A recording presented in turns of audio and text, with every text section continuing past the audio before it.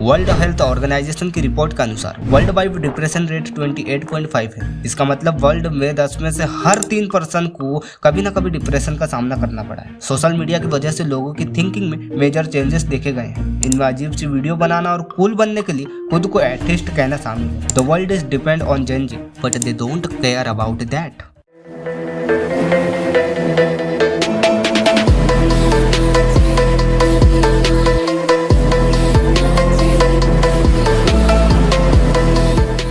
आपने कभी ना कभी सोशल मीडिया पर जेन जी या फिर जेन एक्स के बारे में सुना ही होगा। यह सब जनरेशन है जो दिखाती है कि डिफरेंट टाइम में जन्मे लोगों की जनरेशंस क्या है। जेन जी और उनकी प्रॉब्लम को जानने के लिए हमें डिफरेंट जनरेशंस को जानना होगा। जैसे कि जो लोग 1900 से 1927 के बीच में जन्मे हैं वे ग्रेटेस्ट जनरेशन में आते हैं। इसके बाद साइलेंट जनरेशन, फिर बेबी बूमर, फिर जेन एक्स, फिर मिलेनियल जनरेशन। इसके बारे में आप स्क्रीन पर पढ़ सकते हैं। जनरेशन जेड या जेन जी यह वो जनरेशन है जिसमें 1996 से 2012 के बीच में पैदा हुए लोग शामिल हैं। इसमें मैं और आप भी शामिल हैं। Gen Z is the future of the world, but reality is that they don't care about that. Gen Z वह जनरेशन है जिसकी starting social media, video games, chatting rooms and more से हुई। Problems with Gen Z। Number 1, corona virus impact. Gen Z ने corona को face किया और इसके बारे में पूरी तरह से जानते हैं। किस तरह पूरे देश में लॉकडाउन कर दिया गया था और पूरी सिटीज को 3 एरियाज में डिवाइड कर दिया गया था। यह लॉकडाउन 2 साल तक रहा जिससे स्टूडेंट्स की स्टडी भी अफेक्ट हुई क्योंकि अचानक क्लासेस ऑनलाइन होने लगी। लॉकडाउन के कुछ फायदे भी हुए। लॉकडाउन का यूथ पर बैड इम्पैक्ट पड़ा।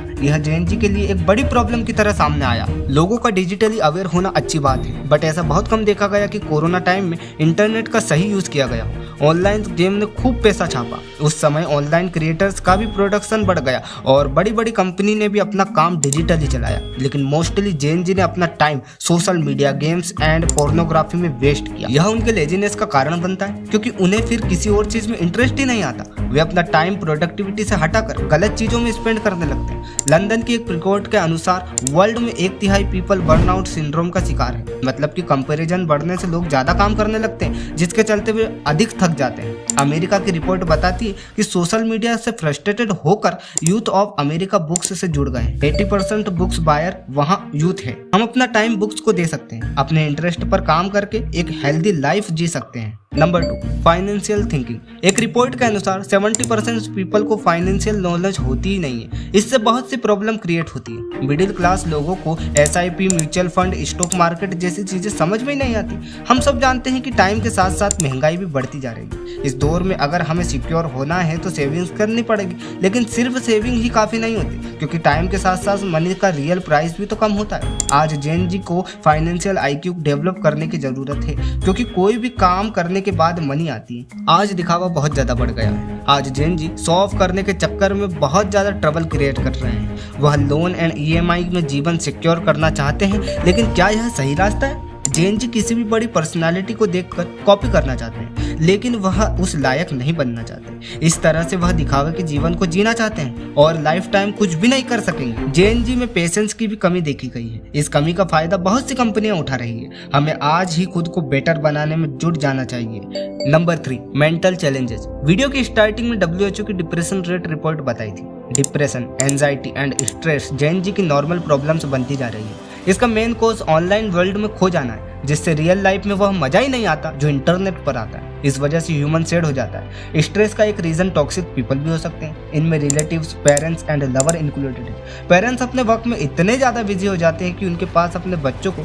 समझने का वक्त ही नहीं रहता। और फिर पेरेंट्स को अपने बच्चे का कंपैरिजन भी किसी से नहीं करना चाहिए। कंपैरिजन करना एक नेगेटिव थिंग है। अगर कोई हमसे आगे है तो हमें उससे सीखना चाहिए, इंस्पायर्ड होना चाहिए, लेकिन कंपैरिजन नहीं करना चाहिए। आज की जनरेशन ना ही लव को समझ पा रही है और ना ही feelings and biology. Social media हमारा इंपॉर्टेंट टाइम लेकर हमारे यूज तो कर रहा है और मैनिपुलेट भी कर रहा है। इसका use entertainment and right things के लिए करना चाहिए। इस टॉपिक पर मैंने यू आर ट्रैप्ड नाम से इस चैनल पर ही एक वीडियो बना रखी है। इस वीडियो के बाद आप उसे भी देख सकते हैं। आज यूथ को एक अच्छा एनवायरनमेंट नहीं मिल रहा है। यह साइकोलॉजी एंड मेंटल प्रेशर का भी एक कारण बन रहा है। हमारे एजुकेशन सिस्टम में भी बहुत सारे फॉल्ट है। मैं इसे ज़्यादा बुरा भी नहीं कहता क्योंकि यह नौकरी प्रोड्यूस करने का एक अच्छा तरीका है। अगर कोई टीचिंग में अपना करियर बनाना चाहता है तो उससे बस इतना ही कहूँगा कि न्यू आइडियाज़ को अप्लाई करके पढ़ाई को मज़ेदार और प्रैक्टिकल बनाने की कोशिश करना। यह एजुकेशन सिस्टम में चेंज ला सकता है। जब लोग अपनी पढ़ाई को पूरी कर लेते हैं तो भी उन्हें नौकरी नहीं मिलती, डिग्री किसी काम की नहीं रह जाती, स्किल्स मैटर करती है। एजुकेशन सिस्टम माइंड को ऐसी शेप दे देता है जिससे लोग ओनली कंपैरिजन करना सीखते हैं, लाइफ को एक इंटरेस्टिंग फीलिंग के साथ नहीं देख पाते। इससे प्रॉब्लम्स होती है बट उनका सॉल्यूशन निकालना उन्हें स्कूल में कभी भी नहीं सिखाया जाता है। Never depend on anyone because this is your life. आपकी लाइफ को आप ही बदल सकते हैं, कोई और नहीं। आपको फर्स्ट स्टेप लेना कठिन लग सकता है लेकिन यह बहुत आसान है। जस्ट टेक एक्शन इमीडिएटली, आगे का रास्ता अपने आप बनता चला जाएगा। जेन जी के बाद जनरेशन अल्फा आती है। इसकी ड्यूरेशन 2014 से 2025 तक है। प्रेजेंट टाइम में जनरेशन अल्फा की सबसे बड़ी एज 10 ईयर है। यह जनरेशन जेन जी से बहुत सी बातों को सीख सकती है क्योंकि यह जनरेशन जेन जी को बर्बाद और आबाद होते हुए देखेगी। हम दोनों तरह के लोगों से सीख सकते हैं, बस सीखने की कला आनी चाहिए। This video is over but your time is start now. You can do your best. से जाने दो, ना हाथ से जाने दो, आनंद का मौका ना हाथ से जाने दो। बाकी सब धोखा है, बाकी सब धोखा है। जाने दो, जाने दो, जाने दो, जाने दो, आनंद का मौका ना